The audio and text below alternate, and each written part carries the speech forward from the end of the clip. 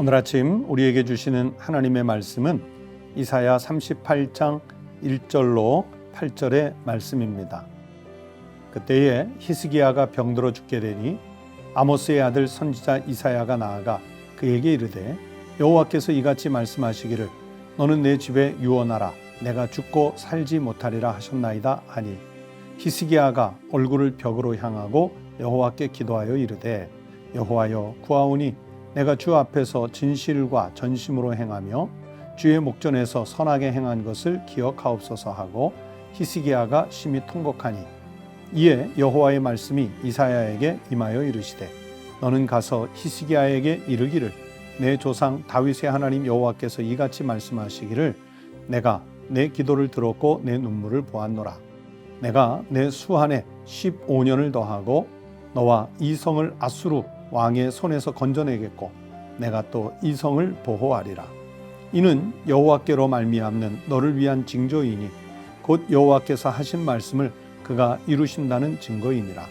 보라, 아하스의 해 시계에 나아갔던 해 그림자를 뒤로 10도를 물러가게 하리라 하셨다 하라 하시더니 이에 해 시계에 나아갔던 해의 그림자가 10도를 물러가니라. 오늘 아침 우리에게 주신 하나님의 말씀입니다. 성도 여러분, 또 새로운 날을 하나님께서 주셔서 한 날을 시작하게 하셨습니다. 그리고 월요일 아침 이 한 주간을 다시 새롭게 시작할 수 있는 은혜를 주셨습니다. 오늘 하루도 하나님 은혜의 장중에 머무시는 한 날이 되시고 금주 한 주간도 하나님의 축복 속에서 활력을 얻어 살아갈 수 있는 복된 날들이 되시기를 우리 주님의 이름으로 축원합니다. 여러분, 이사야 38장 아주 유명한 내용의 말씀이 나오죠. 어떻게 보면 하나님의 창조 질서 속에 제대로 운행하던 우주의 그 운행 시간표 자체가 변동되는 그런 놀라운 기적의 역사도 나오는 내용의 말씀입니다. 오늘 1절부터 8절 말씀을 읽었는데요. 본문 1절부터 8절은 히스기야 왕이 이제 병이 났고요. 그리고 나서 생명을 15년을 더 연장을 받았다 하는 내용의 말씀입니다. 그리고 오늘 본문 뒤에 9절부터 마지막 22절까지는 히스기야 왕이 하나님이 생명을 더해 주신 그 은혜에 대하여 감사의 찬양을 드리는 내용으로 오늘 여기 38장이 구성이 되어 있습니다. 오늘 이 이사야 38장의 말씀은 열왕기하 20장, 역대하 32장 등의 병행해서 또 나오고 있는 말씀들입니다. 사실은 히스기야가 병들었을 때요, 거의 죽을 병이었어요. 그래서 1절에 보시면 그때 히스기야가 병들어 죽게 됐어요.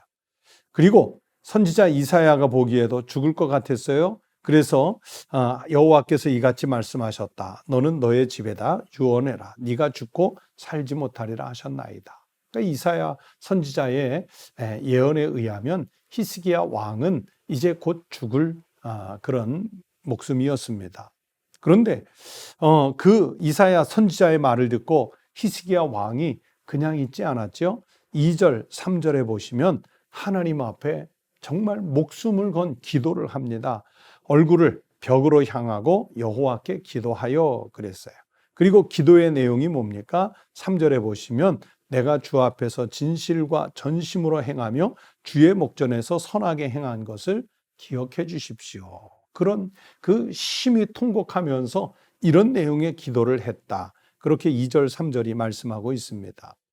그런데 히스기야의 그런 그 간절한 그런 절박한 기도를 하나님께서 들으시고 5절에 보시면 5절 이하에 보시면 하나님이 응답을 주셨어요. 그 응답의 내용이 뭐냐면 15년 동안 생명을 더 연장시켜 주시겠다. 그리고 생명만 연장시켜 주시는 것이 아니라 아수르의 침공으로부터도 히스기야 왕과 남유다를 지켜주시겠다, 보호해 주시겠다는 약속의 말씀을 주셔요. 그런데 그냥 선지자가 전해준 눈에 보이지 않는 실체의 약속이었지 않습니까? 그런데 하나님은 그냥 구두로만 약속을 주신 것이 아니라 하나의 증거를 제시해 주시는데 제가 하나님이 운행하시는 우주의 운행 시간표 자체가 변동됐다고 오늘 말씀 시작할 때 말씀드렸죠. 그런 역사가 일어나요. 8절 말씀을 보세요. 보라, 아하스의 해 시계에 나아갔던 해 그림자를 뒤로 10도를 물러가게 하리라 하셨다라 하시더니 이에 해 시계에 나아갔던 해의 그림자가 10도를 물러가니라. 정말 놀라운 일이지요. 하나님은 히스기야 왕과 또 이사야 선지자와 그리고 남유다 백성들에게 하나님 언약의 확증을 위해서 증거를 보여주셨는데 해가 앞으로 나아갔던 것이 뒤로 10도를 다시 물리는, 정말 어떻게 과학적으로 설명할 수 없는, 오직 하나님을 믿는 믿음으로 수용할 수밖에 없는 놀라운 기적을 펼쳐서 보여주셨지 않습니까? 오늘 이 말씀을 생각하면서 저는 그런 생각을 했습니다. 첫 번째는 죽음을 선고받고 두려워하는 히스기야의 모습, 이것이 연약한 우리 인간의 모습이겠다 생각했습니다. 여러분, 죽음을 앞두고는 두려울 수밖에 없는 우리들의 나약한 모습, 히스기야 왕이라고 별다르지 않았어요. 목회하면서 정말 많은 분들의 임종을 지켜봤습니다. 그런데 정말 죽음을 눈앞에 두고도 두렵지 않은 사람 아무도 없습니다. 우리는 나약한 존재이기 때문에 죽음이 다가오면 두려울 수밖에 없어요. 히스기야 왕도 지금 그런 두려움을 느끼는 것입니다. 그런데 이 위기 앞에서 3절 말씀에 보면 히스기야는 하나님께 생명을 살려달라고 기도를 하는데 그 기도의 내용이 뭐냐면 내가 주 앞에서 진실과 전심으로 행하며 주의 목전에서 선하게 행하며 살아왔던 것을 기억해달라는 기도를 해요. 진실하게 살았을 수 있어요. 전심전력을 다한 삶을 살 수 있었어요. 하나님 앞에, 사람들 앞에 얼마나 선한 행위를 하며 살았는지도 알 수 있어요. 그런데 말씀을 보시면 하나님은 히스기야 왕의 그런 선행, 그런 진심, 그런 전심, 이것을 보시고 생명을 살려주신 것이 아니라 5절 말씀에 보면 내 기도를 들었고 내 눈물을 보았노라. 즉 하나님께서 히스기야 왕을 살려주신 것은 어떤 행위, 행동을 보고 살려주신 것이 아니라 눈물 어린, 정말 하나님 앞에 통곡하며 눈물을 쏟아가며 했던 그 기도를 보시고 히스기야 왕을 살려주신 거예요. 아이들이 어렸을 때 무엇인가 잘못할 때가 있어요. 그때 회초리를 들거나 아니면 말로라도 심하게 질책하는 그 야단을 치는데 그 양 눈에 눈물을 가득 머금고서 그 눈물을 뚝뚝 흘려내면 여러분, 우리 어린 자녀의 그 눈물 앞에 마음 안 흔들리는 부모 없습니다. 그냥 그 눈물 앞에 잘못이 사르르 녹아지고 괜히 야단을 치려고 했던, 아니면 회초리를 들려고 했던 그 자신의 모습이 부끄러울 때가 있어요. 그래서 오히려 그래, 다음부터는 그러지 마 하고 안고 등을 토닥토닥 두드려 주게 되지요. 여러분, 그게 부모의 마음 아니겠습니까? 지금까지 이 아이가 뭘 전심으로 했고, 이 아이가 원래 진실된 아이고, 이 아이가 착하게 행동하는 아이고, 그것 때문에 용서하는 것이 아니라 그 아이의 눈에 맺혀 있는 진심 어린 눈물, 그것을 보고 부모는 용서하는 거예요. 히스기야 왕, 진심의 사람입니다. 전심으로 행하는 사람입니다. 선행을 많이 베풀었던, 하나님 앞에, 사람들 앞에 인정받는 왕이었어요. 그런데 하나님은 히스기야 왕의 그런 모습을 보시고 생명 주신 것이 아니라, 다시 말씀드리는 대로 내 기도를 들었고 내 눈물을 보았노라. 히스기야 왕의 눈물 어린 기도를 보시고 하나님은 그의 생명을 연장시켜 주신 것이지요. 그래서 여러분, 구원은 행위가 아니라 하나님의 무조건적인 은총이라는 것을 오늘 이 성경 말씀이 다시 보여줍니다. 즉, 하나님은 우리의 겉모습을 보시는 분이 아니라 우리의 마음의 중심을 보시는 하나님이시라는 것을 오늘 히스기야 왕을 통해서 다시 한번 우리에게 가르쳐 주십니다. 사무엘상 16장 7절에서 하나님께서 사무엘에게 말씀을 주십니다. 지금 사무엘은 이새의 집에 찾아가서 사울의 뒤를 이을 이스라엘의 두 번째 왕을 고르는 장면의 말씀인데, 첫째 아들, 둘째 아들을 보면서 그들의 큰 키와 그들의 훤칠한 외모를 보고 이 사람들이 왕이 됐으면 좋겠다, 이런 마음 먹고 있었는데, 하나님은 첫째도 둘째도 셋째도 아니라고 하면서 지금 양치는 목동으로 나가 있는 막내 다윗을 찾고 계셔요. 그러면서 사무엘상 16장 7절에서 주시는 말씀이 무엇이냐면, 내가 보는 것은 사람과 같지 아니하니 사람은 외모를 보거니와 나 여호와는 중심을 보느니라. 보세요.